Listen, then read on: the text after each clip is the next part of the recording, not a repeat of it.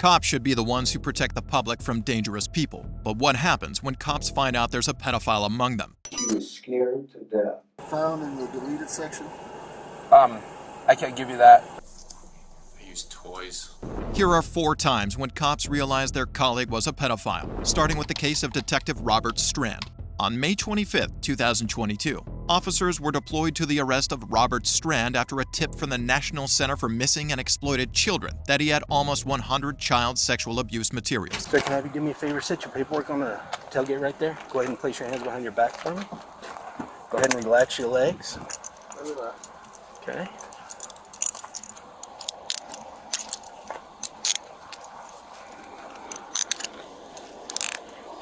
I want to get you into this vehicle quickly. Okay. But I don't want you to take anything you don't need to have. 2 months before the arrest, officers obtained a search warrant for Robert's internet history, where they discovered he had downloaded over 90 images of girls barely 13 years old and juveniles as young as infants being sexually abused by adults. You're being placed under arrest where we'll be getting an arrest warrant for you, sworn out today for possession of child pornography. Or possession of sexual exploitation of a child, of children, possession statute. Okay, the biggest thing for me is I do this for everybody. I don't want a big scene made about anything. So I'm going to be as discreet as possible. Cooperate with me, we'll be fine. Let's get this portion done and do what we got to do. The cops explained to Robert the reason for his arrest and his present transportation to a meetup point where officers from another police department would take over the case. Robert had no warning he was getting arrested that day, and so was expected to be anxious about the situation. But what he said next proved that wasn't the case. Yes, sir.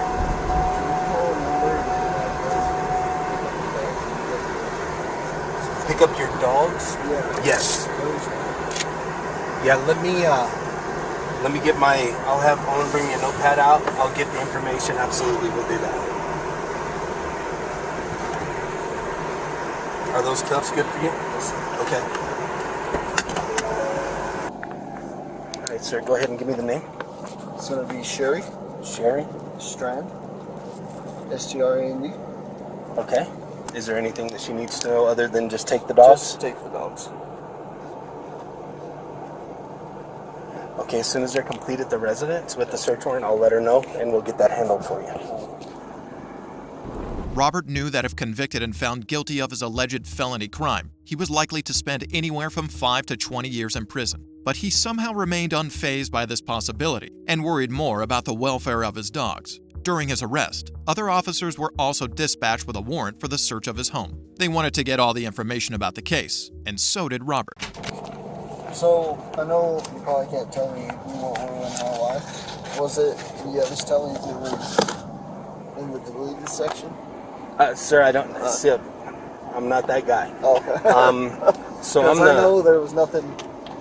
Yeah, I don't deal with the forensics. I'm unaware of how that operates. Right. I mean, I have a very, very small IQ when it comes to that. But I'm sure that Special Agent Pena will be able to answer some questions for you. Absolutely. Okay. I wish I did, but I do not. No, you're fine. So what happens from there? They'll go ahead and finish processing all the scenes. Okay.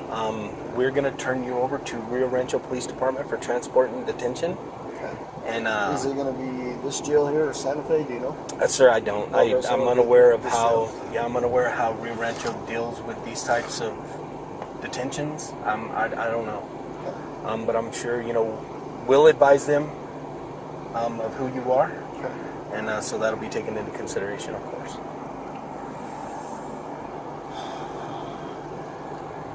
I really wish you guys would take me to jail because Rio knows me just as well. That's what's the baddest. We've made it a policy we utilize New Mexico State Police or local jurisdictional officers to transport for us. So that's kind of how we run the process. In the course of interrogation, Robert confirmed the existence of child sexual abuse material on his phone, disclosing that he had deleted them immediately after viewing them. But in their search, agents discovered a GIF of a girl between 6 and 10 years old being sexually abused by a man, alongside photos of Strand having sexual relations with a computer-generated preteen male. After minutes of waiting for his transport, Robert became increasingly anxious and began asking questions that had already been answered. I don't know how much you can answer, but was that found in the deleted section? I can't give you that right now. Okay. It'll be listed in the where it was found. Okay. In the arrest warrant. Yeah. Anything I knew about was. Okay. All right. That's why I was asking. Okay, no problem. I didn't think I was being arrested for that. All right. Okay. Yeah, you're good. Okay. So what's next? What's next is Rio's coming. They're gonna transport you to their holding cell, Okay. and then I'm gonna finish out my warrant, send it to my prosecutors. Prosecutor's gonna approve it, and then I'm gonna walk over here and get a judge to look to see if I can get a judge to sign the arrest warrant. Once the arrest warrant is signed out, you'll be booked on that arrest warrant. All right. Any other questions? No, I appreciate you guys. Okay. Thank you, sir. Robert, who had recently become a detective, had been with the police department for 8 years before his crimes were uncovered. He was placed on administrative leave and charged with 5 counts of possession of child pornography. After being released on a bond, Robert was barred from having unsupervised internet access and prohibited from going to areas where children aged below 16 could be present. Although Robert's case was distasteful, this next case involved a deputy sheriff who desperately needed a lawyer. Can I ask, is this something I should have lawyers on?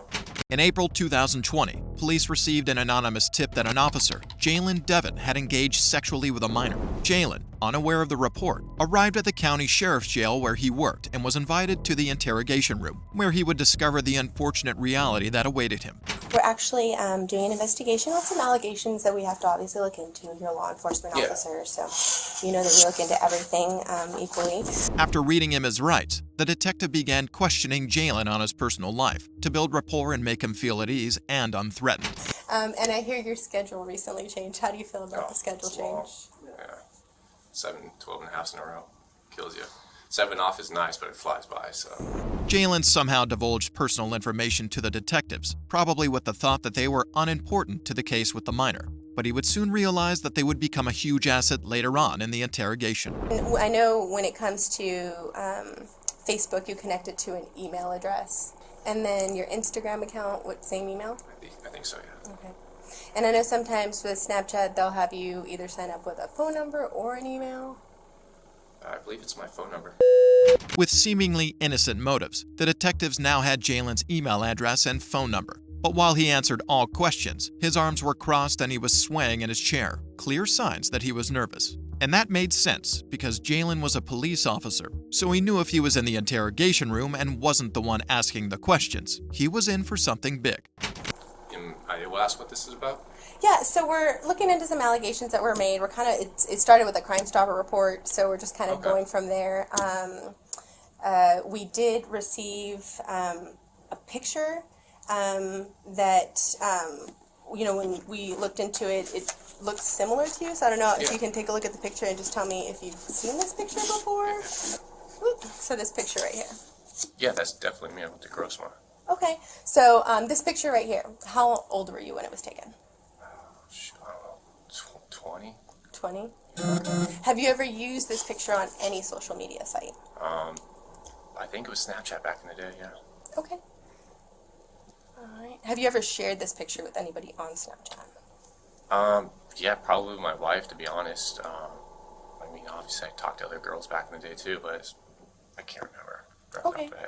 The detective showed Jalen a picture of him connected to the reports, and he denied sending them to anyone else other than his wife and some girls on Snapchat a long time ago. While answering the questions, Jalen kept his eyes down and avoided the detective's gaze, and that wasn't going to go unnoticed.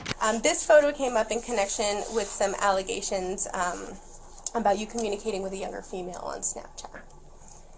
Okay. Have you ever communicated with any females that we've already recognized that yes you have with your recruit from the past? Is there anyone else you've communicated with on Snapchat? I mean, back then, no, just close friends and coworkers and stuff like that. Anyone recently? No. This was Jalen's 5th year as a police officer, and he had been trained for half a decade in the art of remaining calm and even concealing his emotions when necessary. The one-word reply, closed body language, and evasion of eye contact all rang alarms to the detectives that there was something he didn't want them to know, but he quickly realized that they knew a lot more than he thought. Well, along with the photo came some additional information about your personal life. Okay. And based on some of the information you shared with me today, it seems to add up. Okay. So is there any reason why the person would say they're you and share your information? Sounds like it'd be someone that knows me then, obviously. I don't know who. I don't have any enemies that would be doing something like that. While interrogating suspects, detectives have the permission to lie about having evidence that convicts the suspect, so that the suspects feel helpless and come clean. Being a cop, Jalen knew this all too well and decided not to call their bluff, but to double down and claim it was an enemy who shared his info. The only way he knew the detective wasn't bluffing was if she somehow knew the exact details that he shared with the minor. Can I ask what information was shared? What they know? We know that you're a baseball player. Yeah. I mean, a lot of people know that. Yeah. Oh. So that information was kind of shared. Okay. Your work schedule. It's been 5 years now I've worked here. Specifically the transition to 7 days on, 7 days off. Really? I haven't shared anything like that recently. I couldn't tell you who that would be.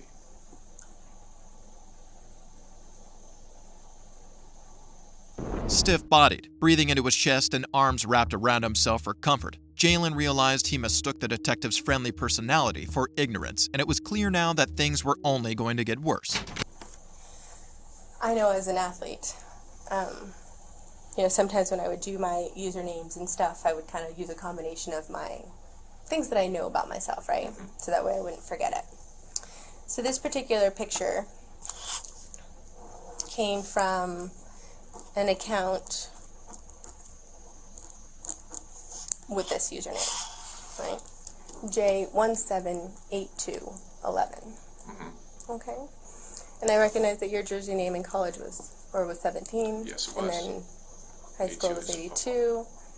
And it was 11. In 2011. I never had 11. No, as far as you graduated in 2011. I did, yeah.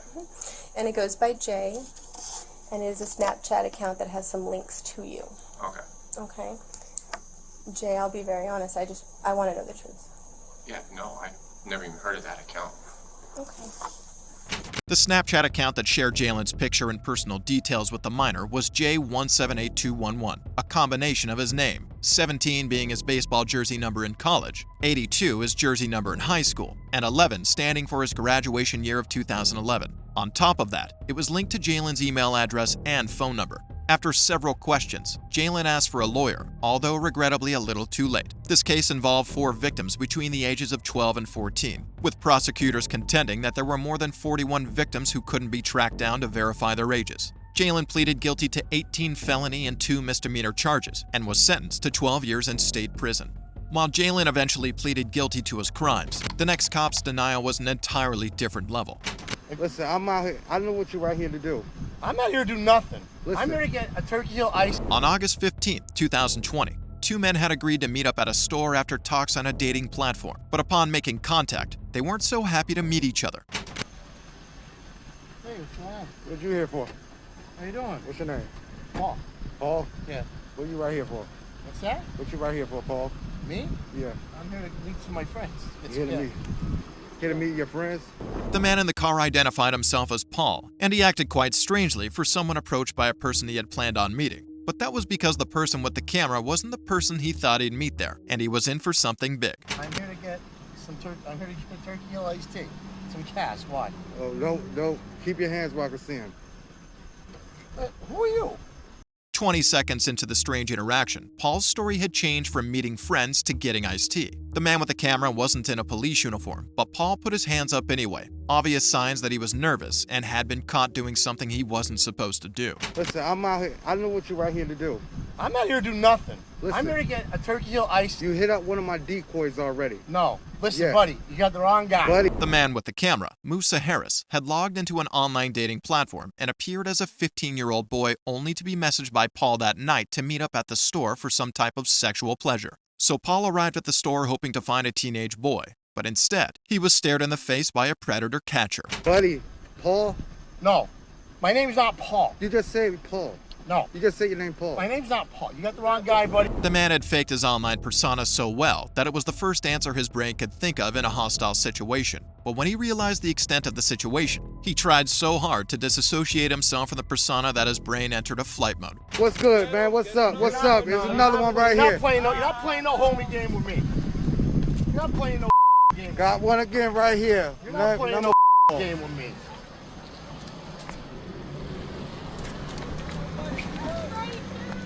Get your ass out of here. The predator catcher had struck again, but at that time, he didn't know who exactly he had caught. The man he caught was ex-police officer Leonard Gali, who was terminated 3 years before this incident for breaking office protocol. He was ordered to undergo sex therapy and is now registered as a Tier 3 sex offender. Leonard was sentenced to 1 to 2 years in prison and 5 years of probation, but the next suspect's crimes earned him 440 years in prison. I don't know nothing about the lady. She was scared to death. On June 10, 2006, at approximately 12:30 a.m., a female 911 caller reported a man looking through her window, and upon arrival of police, they saw their colleague, Jeffrey, by the side of the house. Jeffrey was arrested and taken to an interrogation room with the hopes of a sensible explanation, but the detective was left disappointed. Did you meet up with a police officer last night? You're talking about Zena? Yes. When I was walking around by the lake, looking at the lake down there. Again, I drove down there. I couldn't sleep. All right, houses come up for sale in that area all the time. I'm interested in buying my mother-in-law a house. She lives up in Ridley. She's poor. She's on fixed income. I want her to move closer to us. Houses come for sale. There's a townhome right there for sale. It won't work, but anyway, I was looking to see what kind of access went down to that lake. That's all. All right, I was starting to walk around, parked, walked down, looked at the lake. When I was leaving, where'd you park it? I don't know the name of the street. But it wasn't right there where you were at. It was by the lake. That lake goes behind those houses. The cop claimed he was in the area at 12:30 a.m. because he was looking for a new place for his mother-in-law and was only making his way back to his parked car when he got arrested. The detective felt Jeff's story was rather outrageous, and it wasn't a situation a cop would knowingly put themselves in. Well, you know, as being a police officer, that kind of thing is not within the norm. We don't, as police officers, we don't walk around at 12:30 at night in the morning, walking in between the houses. I walked between the houses. I was by the lake. I couldn't keep going, so I walked up between the houses. That's it. Come on, Jeff. Right? I mean, Yes. I mean that is just it doesn't make sense to anyone. All right. It doesn't make sense. Again, Does it? yes, it makes sense to me because that's what I went there to do. Right?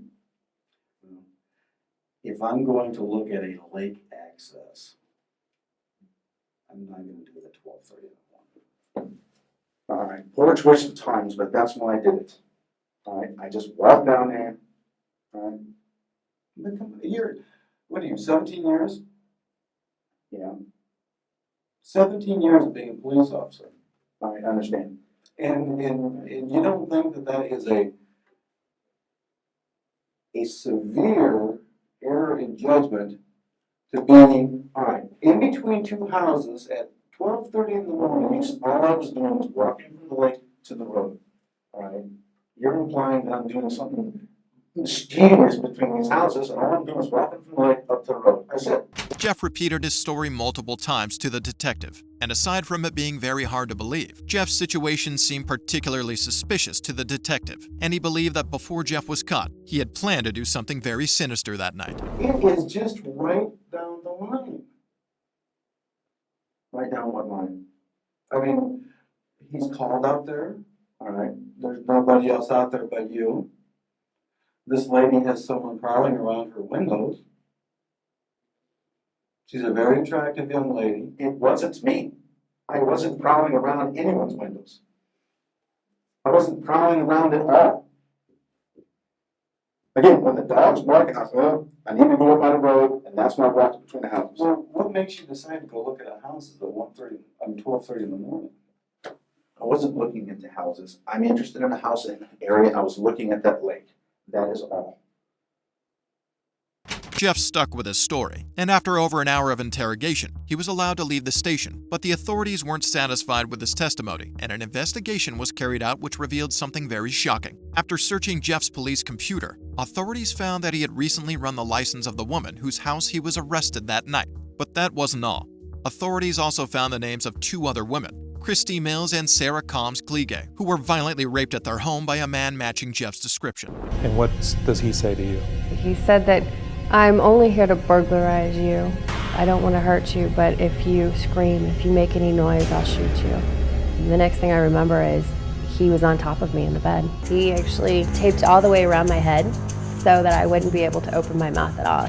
Tape over my eyes. So you couldn't see? I couldn't see, and then he actually took the pillowcase off my pillow and put it over my head as well. That must have been scary. Extremely. At the beginning it was gun to my head, knife to my throat. Every single thing he did, he was physically threatening me. He knew everything about me. What my sister looks like, to what car my husband drove, my work schedule. He knew where I worked out, height, weight, way he carried himself. He had very distinct, bright blue eyes. I knew, I would be able to pick them out as soon as I saw that person. During the investigation, Christy and Sarah were asked to pick Jeff out from a photo lineup, and even though they claimed he wore a mask during the attacks, they were able to identify Jeff as the rapist, stating that his clear blue eyes were too glaring to forget. After an extensive court process, a jury found Jeff guilty of 35 counts of rape, kidnapping, and stalking, and he was charged with 440 years in prison.